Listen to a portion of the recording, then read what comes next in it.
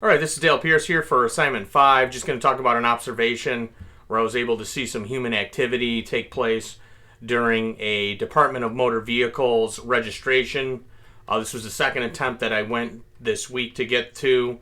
Had my first appointment canceled, and so I had to reschedule for Thursday the 13th at 2 o'clock.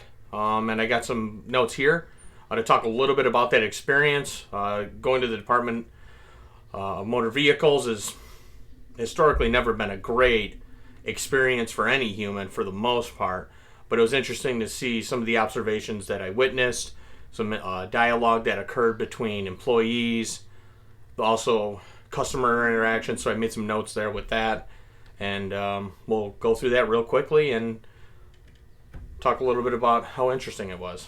All right, so first timeline of events here. Just fill out the paperwork. Prior to that, new registration form, bill of sale, insurance cards, all that good stuff. Lien release, scheduling the time to have an in-person on the 11th of May at 9. That didn't work. My car broke down on the way there, so that wasn't so fun. Furthermore, rescheduled the appointment for Thursday the 13th at 2 o'clock. I arrived at 2:04 for sign-in, checked in. My temperature was taken. I was wearing a mask. And signed in by the attendant. Went to the information desk to the attendant there. She reviewed all of my paperwork. She sent me out to make sure it was complete, issued me a ticket, and I was to sit in a pooled area of about 48 people that were socially distanced 6 feet apart. All were wearing masks for the most part. I'll take some notes here in a second on that. I was given ticket 368 that was issued. Looking specifically on the screen, they were serving A352, and then also another series of B series tickets.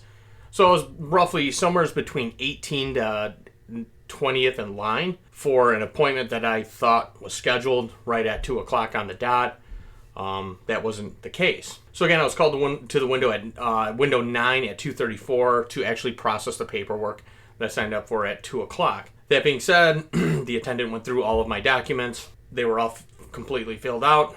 I was unfortunately informed by the attendant that I could not register my 2010 Silverado because the insurance policy stated that the start date was in October of 2020.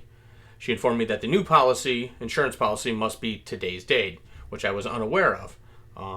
The expiration on that policy is on October 2021. Thus the confusion. So I called MetLife. She allows me to do it right there. That's great. She transfers. I called MetLife to get this taken care of. Redirected to a specialty program as far as my employer. That takes another 10-15 minutes from that particular point. Again, just continuous phone tag going on. This ended up bringing it all the way to about 3:15 or so by the time I was getting some answers. So about 45 minutes worth of being on the phone. They allowed me to kind of walk away from the attendant, which is kind of rare at the DMV. So I did that. From that particular point, 3:25 comes around. I have to pick my family up in Brockport at 4 o'clock. I know I'm going to be late because I'm in Buffalo. Again, this is at the Sheridan Drive Bureau in Buffalo, New York. I live in Brockport, New York, which is about 60 miles away. And again, this took place this past week. With that being said, I knew I was going to be late. Lady at the window said, "Okay, Dale, I need you to go ahead and, give me all your information." I said, "I'm still on hold. I'm sorry to inconvenience you with this whole insurance policy problem." But with that being said, continued on. I said I'll wait till 3:30 to see if the insurance policy comes through my email on my phone. The luxury of technology, they can email you stuff immediately. That didn't take place. So I got in my car. Left the DMV unsuccessful for a second time this week. My wife, I told her I was going to be late. Luckily enough, they have a playground. I went there for that. So while I was in the DMV, I witnessed quite a bit of human interaction. And I've made several notes on this. And I have a couple different groups and areas that I looked at as far as coding and theming and observations that were taking place. So one group specifically was just the DMV attendant behavior, the employees of the DMV. The other one that I looked at specifically was the customer DMV personnel interaction. Then from that particular point, general population, observations that were being made at the DMV. Basically, your customers sitting around in a pool of seats or whatever. DMV attendants, they were pretty professional. They maintained stability, good communications from afar from what I can observe. There wasn't really any distress with any of the employees, which, again, it seems like it's a pretty stressful job. But I was actually rather impressed given the volume of people that were in this DMV. The willingness to work with customers, and all the workers were doing a really great job of cleaning down every area after every customer left. So that's what I saw with the DMV actual behavior itself. Customers and the DMV personnel interaction. Many of these interactions were positive in nature, with few leading to disgruntled customers. So there's a couple customers that were upset about receipts, some billing issues, and things of that nature.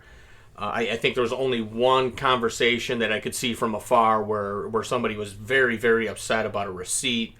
Other than that, really didn't see any specifics that stuck out to me out of the ordinary. So it seemed all the transactions were going smooth.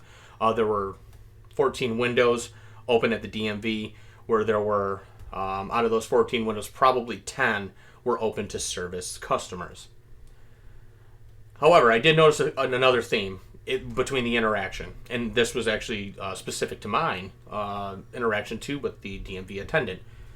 I found specifically that when I was looking around and making observations with customers, many of them were on their phone and trying to email or text or get some type of information from an insurance company or whatever it was, to show and present to the DMV workers. I thought that was rather interesting. That seemed to be probably 80% of the cases that I witnessed within probably the 45 minutes that I was making observations within that general population. That was interesting, and it happened to me too, as well. The woman said, "Hey Dale, you can go directly on your phone. Can you please call the insurance company and see if they can email you a new policy that updates the date?"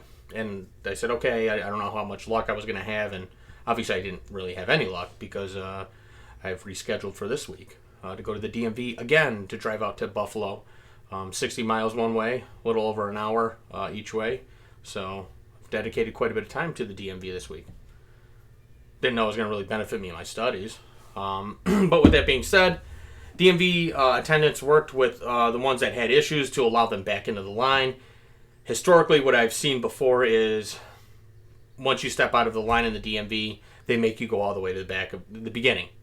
That wasn't the case. You were allowed to kind of step out, step back in between, numbers, whether it was like A368, 367, whatever it was. They allowed people to step back in. So I thought that was very courteous of the people that were having issues. Then my last group here, I was looking at specifically general population observations. Majority of the customers were wearing masks. Customers were wearing masks properly per CDC guidelines, probably about 75%.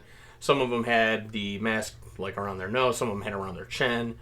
But for the most part, it seemed everybody was adhering to the CDC rules. We did have a diverse population of customers, multiple races, ethnicities, ages. It was a very good, diverse population from what I saw in the room. All seats were full in the holding area, which I was assigned to once I submitted my information. So that was interesting. And then there was also people standing on the side of the wall.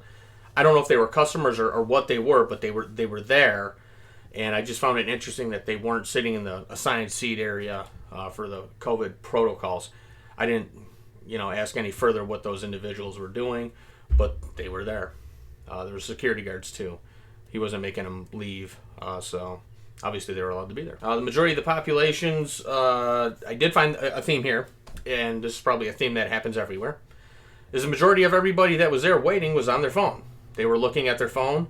That was a theme that I saw throughout the entire DMV, as everybody was on their phone the entire time. So that would be the conclusions that I've come to. Those are my notes. The human interaction at the DMV, it was, typical. I would say it's probably more positive than I thought it originally would be, because I always dread going to the Department of Motor Vehicles to register any vehicles. Thus, my experience,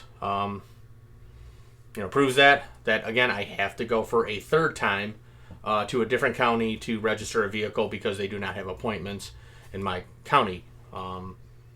So that would conclude my presentation for assignment 5 on the Department of Motor Vehicles. Thank you for watching.